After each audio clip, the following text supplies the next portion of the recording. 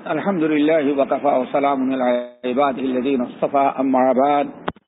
بالله السميع العليم من الشيطان الرجيم. بسم الله الرحمن الرحيم. إن الذين قالوا ربنا الله ثم استقاموا فلا خوف عليهم ولا هم يحزنون. محترم سامعین، ہم نے آپ حضرات کے سامنے سورہ احقاف کی تلاوت کی ہے، جس میں اللہ رب العالمین نے استقامت کی بڑی فضیلت بیان کی.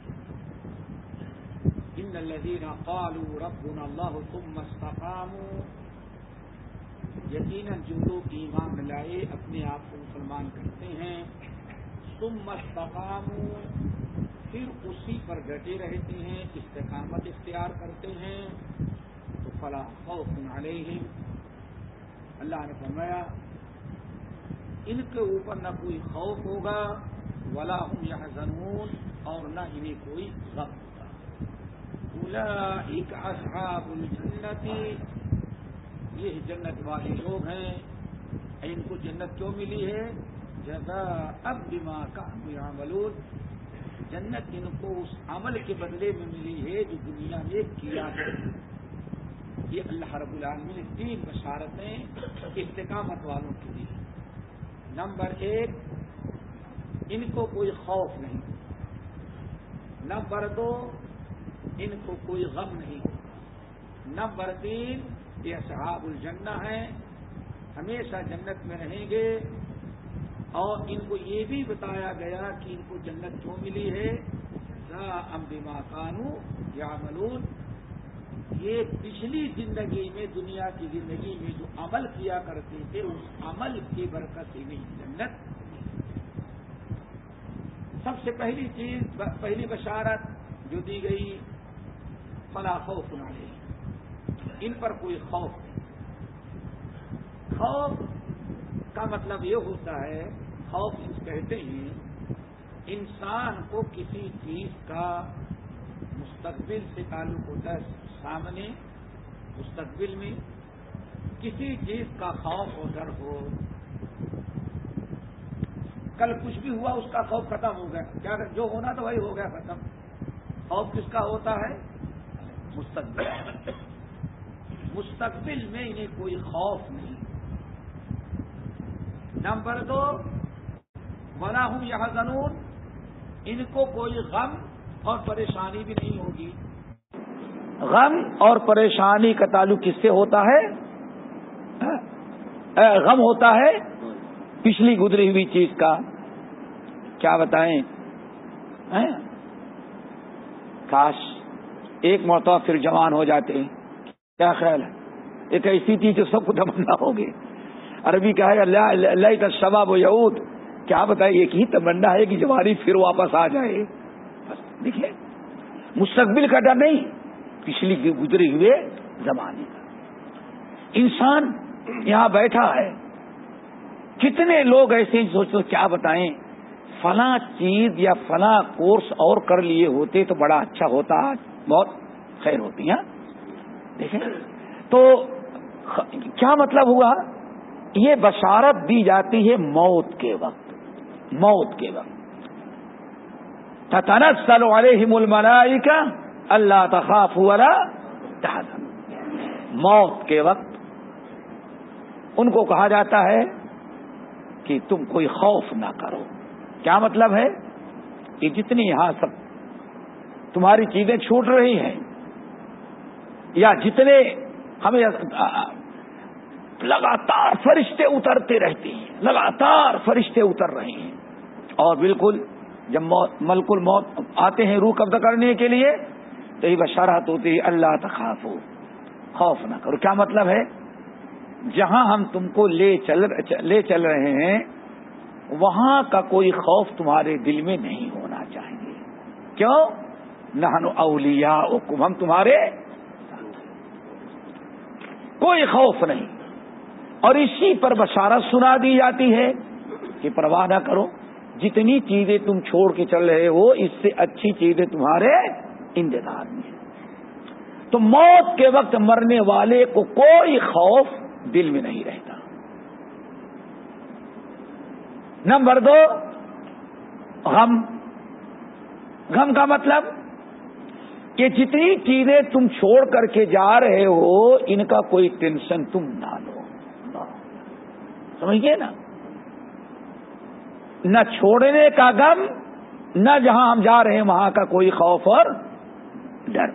1-2 بشارتیں ہو گئی.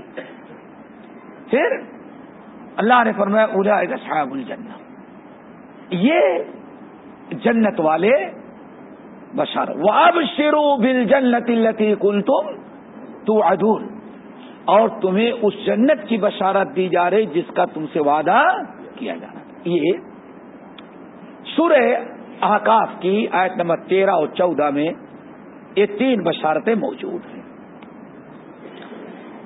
نبی علیہ الصلوۃ والسلام نے بھی استقامت کی بڑی تاکید کی. امام ابن حبان، امام حاکم، امام طبرانی، امام بیہقی رحمہم اللہ، یہ سارے حضرات نقل کرتے ہیں. حضرت عبداللہ ابن عمرو ابن العاص رضی اللہ تعالیٰ عنہ کہتے ہیں ایک دن ہم لوگ نبی علیہ السلام کی مجلس میں بیٹھے ہوئے مشہور صحابی حضرت معاذ ابن جبل رضی اللہ تعالیٰ عنہ آئے اور کہا یا رسول اللہ انی ارید سفرا فاوصنی، میں سفر میں جانا چاہتا ہوں، آپ مجھے کچھ وصیت کریں، کچھ نصیحت کریں، وصیت تاکید کریں جس کو ہم مضبوطی سے زندگی بھر کے لیے اپنا لاہ عمل قرار دے لیں. آپ نے فرمایا اعبد اللہ ولا تشرک بہ شیئا، جاؤ تم ایک اللہ کی عبادت کرنا، کبھی بھی شرک نہیں کرنا. گردن کٹ جائے، تمہاری بوٹیاں بوٹیاں بنا دی جائیں، لیکن شرک نہیں کرنا. لا تشرک باللہ وَإِن قُتِلْتَ أَوْ حُرِّقْتَ، تمہیں جلا کر کے راکھ بنا دیا جائے یا تمہاری بوٹیاں بوٹیاں جسم کی الگ کر دی جائیں، لیکن شرک نہیں کرنا. اللہ تعالی ہم سب لوگوں کو توحید پر قائم رکھے اور خاتمہ بالخیر ہو. کہنے کہ یا رسول اللہ یہ تو آپ نے بڑی اچھی نصیحت کر دیا، زدنی، ذرا آپ کچھ اور وصیت کر دیں، ذرا کچھ اور. آپ نے بڑی زبردست وصیت کیا، زدنی، کچھ اور کر دیں. آپ نے فرمایا دیکھو معاذ اذا اسأت فاحسن، میں تمہیں وصیت کرتا ہوں یہ دوسری کہ جب بھی تم سے شیطان کوئی گناہ کروائے یا تم سے کوئی برائی ہو جائے تو فاحسن، اس برائی کے بدلے فوراً کوئی نیک عمل کر دینا. فائدہ کیا ہوگا؟ جب نبی علیہ الصلوۃ والسلام حضرت ابو ذر غفاری کو یمن کا گورنر بنا کر کے بھیج رہے تھے، اس وقت آپ نے فرمایا تھا وَأَتْبِعِ السَّيِّئَةَ الْحَسَنَةَ، تم یمن جا رہے ہو، اگر تم سے کوئی گناہ ہو جائے تو گناہ کے بدلے فوراً نیکی کر دینا. کیوں؟ تمحوہا، چونکہ برائی کے بعد اگر نیکی کر دیے تو نیکی تمہاری برائی کو ختم کر دیں گے. اور یہ اللہ رب العالمین نے قانون پاس کیا. سورۃ ہود کی آیت ان الحسنات یذہبن السیئات، نیکیاں گناہوں اور برائیوں کو ختم کر دیتی ہیں. اللہ رب العالمین نہیں چاہتے کہ کوئی بندہ نیکیاں کرتا ہے، اس سے کوئی گناہ ہو جائے تو اس کے نام اعمال میں گناہ باقی رہے. اسی لیے اللہ رب العالمین توبہ کا دروازہ کھولا، نیک اعمال مقرر کیے اور فرمایا کہ اگر تم سے کوئی گناہ ہو جائے، برائی کر دیا تو برائی تمہارے گناہوں کو ختم کر دیتی ہے. ان الحسنات یذہبن السیئات ذالک ذکری للذاکرین، یہ نصیحت بھی پکڑنے والوں کے لیے بڑی عالی شان نصیحت ہے. اس لیے ہمیشہ زندگی میں یہ یاد رکھیں، اگر کبھی کوئی نفس امارہ، شیطان، دوست احباب کسی وجہ سے کوئی غلطی اور گناہ ہو جائے تو فوراً توبہ استغفار، یہ بھی نیکی ہے، یا اس کے بدلے اور کوئی نیک عمل، توبہ استغفار کے ساتھ کوئی نیک عمل کر دیں، اللہ تعالیٰ اس کی برکت سے گناہ معاف کر دیں گے۔ لیکن اللہ کے رسول صلی اللہ علیہ وسلم نے ارشاد فرمایا ایک چیز کا خیال رکھنا،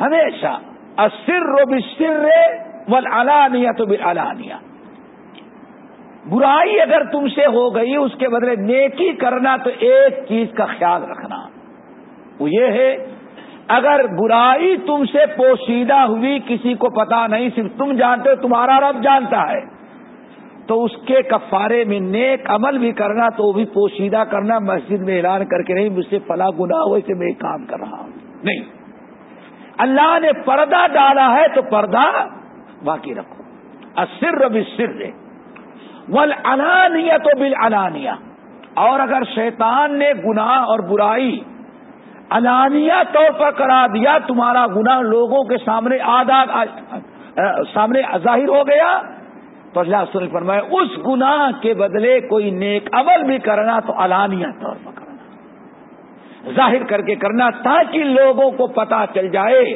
کہ ہاں شیطان نے گناہ کروایا لیکن اس کے بدلے کتنا بڑا کام، نیک کام ہی کر ڈالا۔ ہر انسان کے متعلق تمہارا دل و دماغ اس کا دل و دماغ صاف ہوگا، اس لیے السر بالسر والعلانیۃ بالعلانیہ۔ حضرت معاذ بن جبل بھی بڑے خوش، سارے محفل والے بھی بڑے خوش، لیکن کسی کو آسودگی نہیں ہو رہی تھی۔ معاذ سوال کرتے جا، اللہ رسول نصیحت کرتے جا رہے ہیں۔ حضرت معاذ بن جبل نے تیسری مرتبہ فرمایا یا رسول اللہ زدنی، آپ کچھ اور ذرا کر دیں نصیحت، کچھ اور نصیحتیں آپ کر دیں۔ پھر اللہ کے رسول نے ان کو 2 نصیحتیں اور کی، فرمایا فاستقم، یہ ہے استقامت، معاذ دین پر استقامت، معاذ دین پر استقامت اختیار کرنا، فاستقم، اللہ تعالیٰ نے تمہیں ایمان دیا، دین دیا، تقویٰ دی، پرہیزگاری دی، نیک اعمال کرنے کی توفیق دیا، تو اس پر تم برابر پابندی، استقامت اختیار کرنا۔ استقامت یعنی آپ نیک کام برابر زندگی بھر کرتے رہیں، وَاعْبُدْ رَبَّكَ حَتَّىٰ يَأْتِيَكَ الْيَقِينُ، ہمارے نبی آپ رب کی عبادت کرتے رہے جب تک کہ موت نہ آ جائے، وَلَا تَمُوتُنَّ إِلَّا وَأَنْتُمْ مُسْلِمُونَ، موت آئے حالت اسلام میں آئے۔ ہر وقت انسان کو نیک اعمال کرنا، اللہ اس کے رسول کی فرما برداری کرنا، یہ استقامت ہے۔ اور بہت سارے اہل علم نے استقامت کا مطلب یہ بتایا، جس کا خلاصہ یہ ہے شریعت کی پابندی کرنے، اللہ تعالیٰ کو راضی رکھنے، نبی کی فرما برداری کرنے، اللہ کے غضب، نبی کی نافرمانی سے، برائیوں سے بچنے کے خاطر برائیوں سے بچنا اور نیک عمل کرنا۔ اس راستے میں کتنی بھی تکلیفیں برداشت کرنی پڑیں، کتنی بھی مشکلات اور نقصان اٹھانا پڑے، آپ برداشت کریں، ہر تکلیف کو برداشت کریں، صبر کریں، اسی چیز کا نام کیا ہے؟ استقامت۔ فاصبر کما صبر اولو العزم من الرسل۔ اور ہمیشہ استقامت کا سب سے بہترین طریقہ یہ ہے اپنے سے پہلے لوگوں کو دیکھیں، کیسا حکم اللہ فرماتے ہیں، فاصبر، اے نبی آپ صبر کریں، کما صبر اولو العزم من الرسل، اے نبی آپ سے پہلے جیسے ہمت والے نبیوں نے صبر سے کام لیا ہے، آپ بھی زندگی بھر ویسے ہی صبر کریں۔ ہمارے آخری نبی صلی اللہ علیہ وسلم نے کیا ارشاد فرمایا، اگر تمہارے اوپر کوئی مصیبت آ جائے اور پریشانی آ جائے تو ذرا میری مصیبت اور پریشانی یاد کر لینا، ہلکی ہو جائے گی مصیبت۔ کیوں؟ اس کائنات، اس امت میں محمد صلی اللہ علیہ وسلم سے زیادہ کسی پر کوئی پریشانی نہیں آئی۔ ذرا یہی سوچو کہ اللہ رسول فرماتے ہیں لوگوں اللہ کی قسم 2 مہینے کتنے 2 مہینے ہمارے اوپر ایسے آئے ہیں کہ حلق کے نیچے ایک دانہ حلق سے نیچے نہیں اترنے کو موقع. یہ بلال میرا ساتھی رہتا, بلال ساتھی, اور مکے کے ان پہاڑیوں پر ہم دونوں بے دخل گھومتے رہتے اور ان درختوں کے پتوں کو کھا کھا کر کے 2 مہینے ہم نے ایسے وقت گزارے ہیں کہ ایک دانہ حلق کے نیچے نہیں اترا. اللہ سے فرماتے ہیں جب تمہارے اوپر کوئی صبر کا وقت آئے, پریشانی آئے, مشکلات آئے, تو ذرا میری مشکلات کو یاد کر لینا کہ نبی کو کیسی کیسی مشکلیں برداشت کرنی پڑیں. تو یہ فاصبر کما صبر اولو العزم من الرسل. اسی لیے قرآن پاک میں اللہ تعالیٰ نے ایسے بے شمار واقعات بیان کیے کہ جن کے ان واقعات کو پڑھ کر کے ہمارے اندر استقامت اور صبر کا جذبہ. یوسف علیہ السلام کا قصہ, حضرت یونس علیہ السلام کا قصہ, حضرت موسیٰ کے قصہ, اصحاب کہف کا قصہ دیکھا آپ نے, اصحاب کہف کا قصہ کہ پورا ملک دشمن ہے اور چند نوجوان ہیں, کچھ بھی ان کے پاس نہیں, گرفتار کیے گئے, کوئی نیا دین لے کر کے مسلمان ہو گئے, بادشاہ کافر, سارے وزراء کافر, ساری پبلک کافر, صرف چند مسلمان نوجوان اللہ نے ہدایت دی, ایمان لا دی, سب کو گرفتار کیا گیا اور گرفتار کر کے سزائے موت سنائی گئی, سوچنے کا موقع دیا گیا. بادشاہ نے کہا ٹھیک ہے سوچ لو, بھی ایک چانس سے دیتے ہیں. بیچارے کہاں چلے گئے؟ غار میں گھس گئے, تیمار گھسے. شاید ایک جوڑا کپڑا پہننے سے اس کے علاوہ کچھ تھا ہی نہیں بیچاروں کے پاس. گئے اور کتنے سال تک 309 سال. اللہ اکبر. غار میں چلے گئے. اللہ نے ایسے سلایا اور ان کا یہ عمل اتنا بابرکت ہوا کہ 309 سال کے بعد اٹھے, کہتے ہیں بھائی ناشتے کا وقت ہو گیا, ناشتہ اس سمجھ رہے تھے ابھی آج لوٹ کر کے آئے, بھوک لگی ہے. 309 سال ہو گئے کھائے ہوئے, اور آج جیسے انسان سو کر کے اٹھے تو ناشتے کی ضرورت, ایسے ہی ان کو ضرورت تھی. بس اللہ نے کتنا کرم کیا. اللہ فرماتے ہیں کچھ دیر کے بعد ان کو کروٹ ہم بدل دیتے تھے. وَنُقَلِّبُهُمْ ذَاتَ الْيَمِينِ وَذَاتَ الشِّمَالِ. اللہ نے کیسی ان کی حفاظت کیا. وَنُقَلِّبُهُمْ ذَاتَ الْيَمِينِ وَذَاتَ الشِّمَالِ. برابر وہ سوتے رہتے اور اللہ ان کے کروٹ کو بدلائے پھر بائیں. اللہ کتنے خوش نصیب. اور برکت کتنی ہوئی. 309 سال کے بعد اٹھایا تو معلوم پڑا پورے ملک میں کوئی کافر رہ ہی نہیں گیا, سب کے سب مسلمان ہو چکے.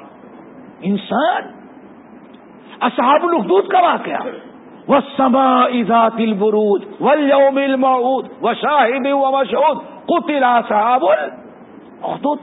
کتنے واقعات بیان کیے گئے. نبی علیہ السلام کے اوپر اللہ نے قرآن نازل کیا. کتنے واقعات صرف اس بنا پر کہ ہمیں ہمارے اوپر کوئی مشکلات آئے دین پر چلنے میں, دین پر قائم رہنے میں, تو ہم کس کو اپنا اسوہ بنائیں, کن پر نگاہ ڈالیں؟ نبیوں پر, پیغمبروں پر, صحابہ پر, تابعین پر, قرآنی واقعات پر. میرے بھائی اللہ سے فاستقیم, اے معاذ استقامت کیا. میرے بھائیو استقامت کی بات میں نے اس لیے کی کہ ہم میں سے ہر انسان ذرا سوچے کہ رمضان میں جو ہم نیکیاں کر رہے تھے اس پر قائم ہیں کہ پھسل گئے ہیں. رمضان میں سمجھتا ہوں پہلے عشرے تک تو کسی کو تھوڑے سے تاخیر ہو گئے تو شاید روڈ کے اس پار جگہ ملتی رہی ہوگی. اتنی بڑی مسجد میں کیا ہو گئی, چھوٹی ہو گئی. ٹھیک ہے نا بھائی, چھوٹی ہو گئی. پھر دھیرے دھیرے دھیرے دھیرے پھر وہی پرانے نمازی رہ گئے جو.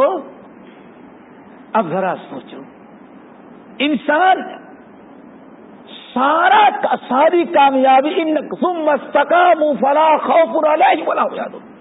صرف رمضان پر جنت کا وعدہ نہیں کیا گیا ہے، استقامت پر جنت کا وعدہ کیا گیا. کیا کیا گیا ہے؟